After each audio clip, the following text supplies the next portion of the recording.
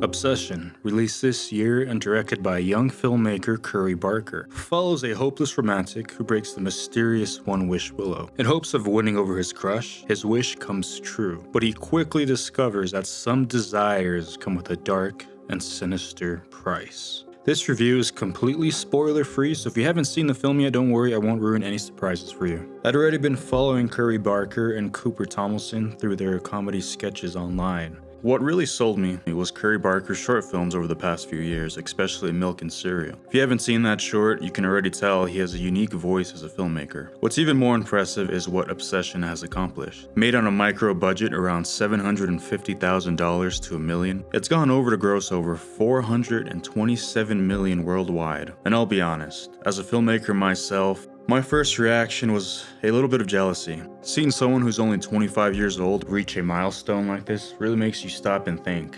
But after that feeling passed, it turned into something more motivating. It reminded me that great stories don't always require massive budgets. They require passion, creativity, and the willingness to actually make something.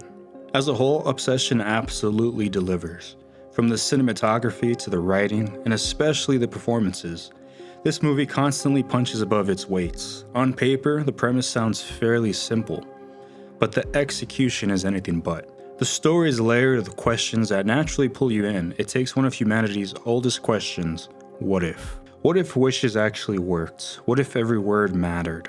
What if getting exactly what you wanted wasn't actually a good thing? Those ideas kept me thinking long after the credits rolled. In fact, I can't remember the last time my friends and I spent so much talking about a movie, picking apart the story, discussing different choices, and coming up with our own theories. To me, that's always a sign of a memorable film. The standout performance has to be Indy Navarrete. She absolutely commands the screen. Every scene she's in feels effortless, and after watching this movie, it's hard not to get excited about whatever she does next. She carries herself with so much confidence that it's impossible not to notice. At the same time, one thing I really appreciate about this film is that she isn't expected to carry it on her own. She's surrounded by an incredibly strong cast. Michael Johnston does a great job as Bear, whose world changes almost overnight. I've seen a lot of debate online whether Bear is actually a good person or a bad one, and honestly, I think that's a testament to the writing. A character doesn't have to be completely good or completely evil to be interesting.